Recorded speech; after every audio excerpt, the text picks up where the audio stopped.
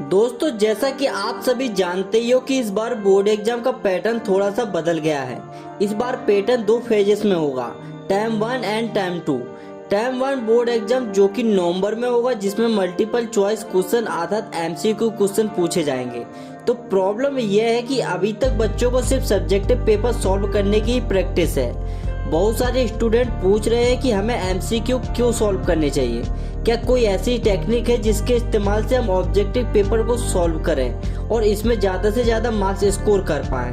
आपकी इसी समस्या को सॉल्व करने के लिए मैं यानी कि आपका दोस्त मिस्टर अमित तिवारी लाया हूँ एक ऐसी स्ट्रेटेजी जिसका उपयोग करते ही अगर आप एमसीक्यू यानी कि मल्टीपल चॉइस क्वेश्चन सॉल्व करोगे तो आपको बहुत फायदा होगा।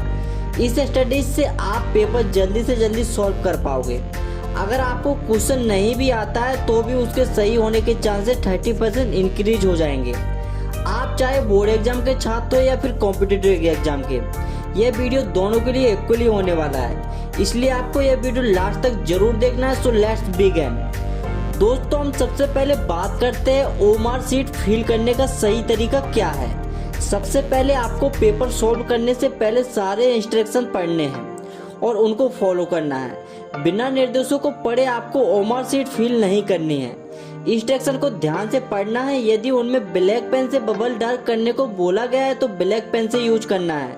अगर आप ब्लू पेन से इस्तेमाल करते हो तो बोला गया है तो ब्लू पेन का यूज करना है। निर्देशों को अनदेखा बिल्कुल भी नहीं करना है। सबसे पहले आपको इंस्ट्रक्शन को ध्यान से पढ़ना है। अब आपका सवाल होगा कि क्या हमें पेपर में सॉल्व करने के बाद ओएमआर शीट फिल करनी चाहिए या फिर साथ साथ ही, अर्थात एक क्वेश्चन सॉल्व किया उसके साथ उसका बबल डार्क कर दिया। मेरे पर्सनल एक्सपीरियंस के अनुसार आपको साथ के साथ ओएमआर फिल करनी चाहिए। अगर आप एंड में ओएमआर फिल करते हो तो हो सकता है टाइम ही ना बचे, फिर जल्दबाजी में आप बबल को अच्छे से डार्क ना कर पाओ। इससे आपको आता हुआ क्वेश्चन भी गलत हो जाएगा। इसलिए आपको साथ के साथ ओएमआर में बबल डार्क करते जाना है। दोस्तों, अब बात करते हैं आपको objective type question paper attempt कैसे करना चाहिए। दोस्तों, एमसीक्यू अटेम्प्ट करने के बाद मुख्य रूप से 4 चरण होते हैं, यानी कि 4 स्टेज होते हैं। पहली स्टेज में आपको वो सारे क्वेश्चन बबल करने हैं जो आपको आते हैं, जो बिल्कुल इजी है। इसके बारे में आपको ज़्यादा सोचने की ज़रूरत ही नहीं है। आपको सीक्वेंस फॉलो करने की कोई आवश्यकता ही नहीं है। स्टार्टिंग के क्वेश्चन वैसे ही डिफिकल्ट होते हैं जो कि आपके कॉन्फिडेंस को डाउन करने के लिए दिए जाते हैं। बहुत सारे बच्चे यही गलती कर देते हैं कि वो सीक्वेंस के पेपर को सॉल्व करने की कोशिश करते हैं। स्टार्टिंग में वो क्वेश्चन बिल्कुल इजी हैं, उनको सॉल्व करना है।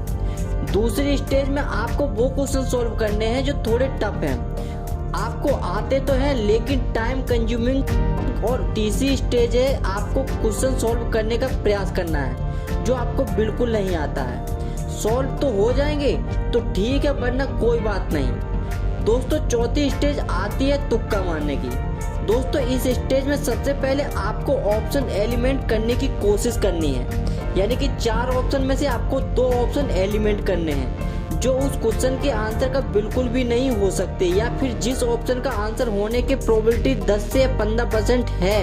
इस प्रकार आपके 4 ऑप्शन में से केवल 2 ऑप्शन बचेंगे और अगर इन 2 ऑप्शन में से बी और सी, तो आपको बी ऑप्शन को ही टिक करना है। प्रीवियस पेपर को देखते हुए रिसर्च में पता चला है कि मैक्सिमम केसेस में बी ऑप्शन ही करेक्ट आंसर होता है।